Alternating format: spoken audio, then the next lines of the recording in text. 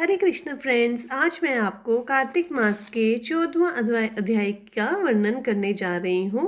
Please उससे पहले अगर आपने अभी तक मेरा चैनल सब्सक्राइब नहीं किया है, प्लीज़ उसे लाइक एंड सब्सक्राइब कर दीजिए ताकि ऐसे ही आने वाली वीडियोस आपको सबसे पहले आपको शो हो सके। चलिए, कथा इस प्रकार है। हे राजन, इस प्रकार आपको धर्मपूर्वक राज्य करते देखकर देवता शुद्ध हो गए। उन्होंने देवाधिदेव भगवान शंकर का मन में स्मरण करना प्रारंभ कर दिया।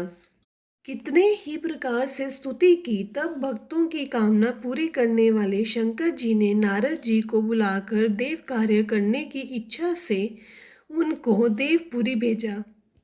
शंकर भक्त नारद भगवान शंकर की आज्ञा से देवपुरी में गए। इंद्र आदि सभी देवता व्याकुल हो शीघ्रता से उठकर श्री नारद जी की स्तुति करने लगे। उत्कंठा भरी दृष्टि से सबके नारद जी की ओर देखा। अपने सब दुखों को कहकर उन्हें नाश करने की प्रार्थना की। नारद जी ने कहा, मैं सब कुछ जानता हूँ। ऐसा कह देवताओं को आश्वासन देकर नारद जी जलंधर की सभा में आए।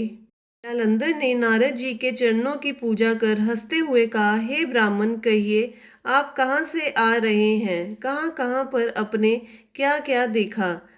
यहाँ कैसे आए हैं? मेरे योग्य जो सेवा हो उसके लिए मुझे आज्ञा दीजिए। जलंधर के इस प्रकार के वचन सुनकर नारद जी प्रसन्न होकर बोले, हे दानवराज महाबुद्धिमान जलंधर, तुम धन्य हो, क्योंकि इस समय सब रत्नों के भोक्ता एक तुम ही हो। हे दैत्य श्रेष्ठ, अब आप मेरे आगमन का कारण सुनिए, जिसके लिए मैं आज आया हूँ। हे दैत्यराज, मैं स्वेच्छा से कैलाश पर्वत पर गया था, जहाँ 10,000 योजनों में कल्प वृक्ष का वन है। वहां पर मैंने सैकड़ों कामधेनुओं को घूमते हुए देखा, तथा यह भी देखा कि वह उन चिंतामणि से प्रकाशित परम दिव्य अद्भुत और सब स्वर्णमय है। मैंने वहां पर पार्वती के साथ स्थित शंकर जी को देखा, जो सर्वांग सुंदर, गौरवर्ण, त्रिनेत्र और मस्तक पर चंद्रमा धारण किए हुए हैं। यह देखकर मुझे बड़ा आश्चर्य हुआ कि उनके समान समृद्धशाली त्रिलोक में कोई है या नहीं। हे दैत्येंद्र, उसी समय मुझे तुम्हारी भी समृद्धि का स्मरण हो आया और देखने की इच्छा से तुम्हारे पास आ गया हूँ। यह सुनकर जलंधर को बड़ा हर्ष हुआ।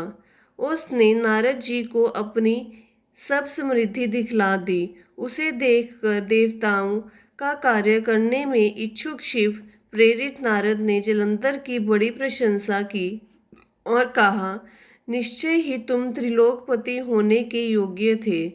तुम्हारे लिए ऐसा होना कोई विचित्र बात नहीं है। मैं देखता हूँ और तुम्हारे पास सब कुछ है, किसी बात की कमी नहीं है। एरावत, उच्चैश्रवा, घोड़ा, कल्प वृक्ष और कुबेर की निधि तुम्हारे पास है। मणियों तथा रत्नों के ढेर भी तुम्हारे पास लगे हुए हैं। ब्रह्मा जी का हंसयुक्त विमान भी तुम्हारे पास है, और भूतलोक, पाताल और पृथ्वी पर जितने भी रत्न आदि हैं, वह सब तुम्हारे ही पास तो हैं। मैं तुम्हारे इस प्रकार के रत्न ऐश्वर्य को देखकर बड़ा प्रसन्न हूँ, परंतु तुम्हारे पास कोई स्त्री रत्न नहीं है, इसलिए तुम्हारा यह सब कुछ फीका है। तुम कोई स्त्री रत्न ग्रहण करो। नारद जी के इस प्रकार के वचन सुनकर दैत्य काम से व्याकुल हो गया। उसने नारद जी को प्रणाम करके पूछा कि ऐसी स्त्री कहाँ मिलेगी जो सब रत्नों में श्रेष्ठ हो। यदि ऐसा रत्न कहीं मिले तो मैं उसे अवश्य लाऊंगा। देवर्षि नारद बोले, ऐसा रत्न तो कैलाश पर्वत पर योगी शंकर के पास ही है। उनकी सर्वांग सुंदर पत्नी देवी पार्वती बहुत ही मनोहर है। उसके समान सुंदरी मैंने आज तक नहीं देखी। शंकर से बढ़कर समृद्धवान दूसरी कोई नहीं है। उसके इस रतन की महिमा तीनों लोकों में कहीं पर भी नहीं है। तभी तो पर आत्मा राम शंकर भी उसके वश में हो गए। देवर्षि नारद उस दैत्य से ऐसा कहकर अन्य कार्य करने की इच्छा से आकाश मार्ग में चले गए।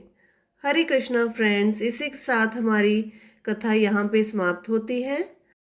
प्लीज़ इस वीडियो को आप लाइक एंड शेयर करना ना भूलिए ताकि और भी लोग इसे देख सकें। हरे कृष्णा।